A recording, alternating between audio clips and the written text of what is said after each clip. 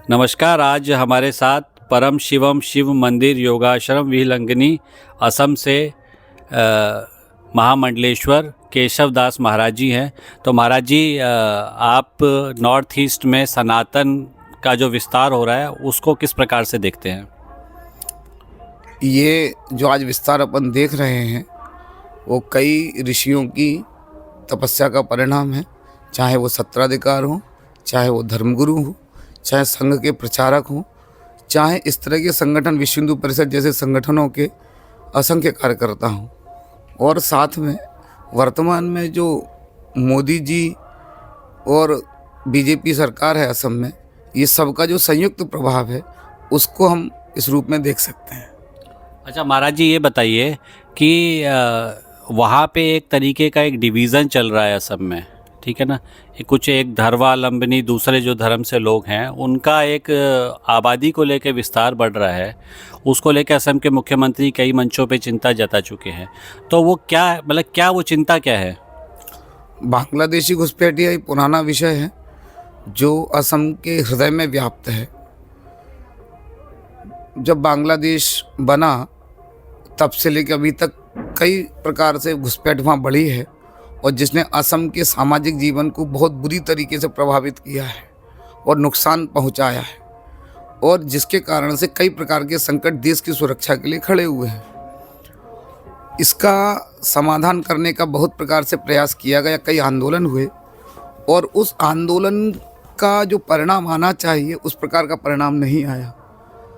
और हम चाहते हैं कि इस प्रकार से कुछ कार्य किया जाए कि जो एनआरसी में जो कुछ इस प्रकार की चीज़ें घुस गए लोग कि जो हटने चाहिए। कुछ चीज़ें सरकार बहुत अच्छे ढंग से कर रही है और कुछ चीज़ों में आवश्यकता है कि और ध्यान दिया जाए। महाकुंभ जो अभी प्रयाग में प्रारंभ हुआ है 2 दिन पहले, इससे क्या संदेश असम के लोगों को जा रहा है?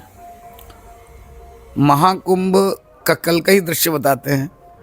कल जब हम पहली बार साही पे निकले तो हम लोग असम के जो पद्धति है उस पद्धति से हमने गायन वादन इत्यादि किया, और इतना अद्भुत आनंद आया, सबका ध्यान इस ओर आकर्षित हुआ। और असम और नॉर्थ ईस्ट के जितने भी लोग धर्मावलंबी, जहाँ भी उनने देखा कि असम के पद्धति के अनुसार गायन वादन हो रहा है, तो वो इतने उल्लासित हो गए कि पुलिस के बैरिकेड्स तोड़ के, घुड़सवारों की परवाह किए बगैर आनंद के साथ रथ के पास आना चाहा। ये दृश्य देख के मन अभिभूत हो गया, और वहाँ से भी लोगों ने फ़ोन कर कर के बताया कि आप लोगों को देख रहे हैं, तो और मन आनंदित हुआ। सब लोगों के मन में अति उत्साह था। इस प्रकार का भाव था कि जैसे आज बहुत परिवर्तन का उनने साक्षी बने हों। तो ये बहुत गर्व का विषय रहा। और कुंभ के माध्यम से मुझे लगता है योगी जी ने जिस प्रकार से प्रबंध किए हैं, जिस तरह से प्रचार हुआ है, और हमारे प्रिय मेलाधिकारी विजय किरण जी के द्वारा जो प्रबंध हुए हैं, उससे आना सहज हुआ है, और विश्वास ज़्यादा पन पाए कि हाँ कुछ अनियमितताएं नहीं मिलेंगी। ये बताइए कि ये जो आपका आश्रम यहाँ पे लगा हुआ है, इसमें अगले जो अभी कुंभ के प्रारंभ से और कुंभ के समापन तक क्या क्या ऐसी गतिविधियाँ हैं जो आप लोगों को आमंत्रित करेंगे कि आइए और आप असम की संस्कृति को आपके शिविर के माध्यम से देखिए? इसमें पहली गतिविधि है नामघर। महाकुंभ के इतिहास में, ज्ञात इतिहास में, जो हमारी समझ से है, थोड़ा समझा है, सुना है, उसमें सब प्रकार के मंदिर के मॉडल बने हैं, मंदिरों को बनाया गया, यज्ञशालाएं बनी हैं, लेकिन कभी नामघर का निर्माण नहीं हुआ है। ये नामघर असम में 10,000 की संख्या में है, उससे भी अधिक हैं असम और नॉर्थ ईस्ट में मिला के। पहली बार नामघर का स्थापना हुई, और उस नामघर के अंदर पहली बार श्रीमंत शंकर देव जी के द्वारा विरचित भागवत का पाठ होगा। ये अखंड पाठ चलता है, यानी रात और दिन। एक बार जो प्रारंभ हुआ तो सीधे 168 घंटे पूरे होने के बाद, पूर्ण होने के बाद रुकेगा, जैसा कि सुखदेव और परीक्षित के साथ हुआ था। कोई विराम नहीं मध्य में, अहरनिश चलने वाले, ये प्रथम बार होगा। और कामाख्या के जो प्रतिरूप है 15x30 का ग्लास फाइबर का, उसी सुंदर प्रतिरूप है, वो वहाँ स्थापित होगा। और उसके साथ जो जल प्रसाद जो आपको कामाख्या में मिलता है वह जल प्रसाद यहाँ मिलेगा। तीसरा, नॉर्थ ईस्ट की जो एग्जीबिशन एक लग रही है, जहाँ सामाजिक, आध्यात्मिक और आध्यात्मिक चिंताधारा को प्रस्तुत किया जाएगा, जीवन शैली को प्रदर्शित किया जाएगा, 16 संस्कारों को प्रदर्शित किया जाएगा।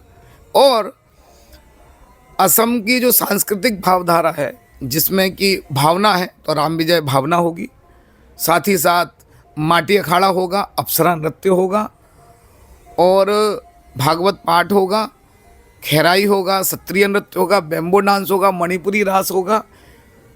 इस प्रकार के जितने भी आध्यात्मिक और सांस्कृतिक कार्यक्रम जो संभव है, मर्यादा अनुकूल है, वो सारे यहाँ प्रदर्शित किए जाएंगे। मतलब पूरी नॉर्थ ईस्ट की संस्कृति को आपके शिविर के माध्यम से यहाँ पे प्रदर्शित किया जाएगा। हाँ, ये तो सही है, लेकिन नृत्य इत्यादि तो पहली बार भी आए हैं, पहले और भी आए हैं।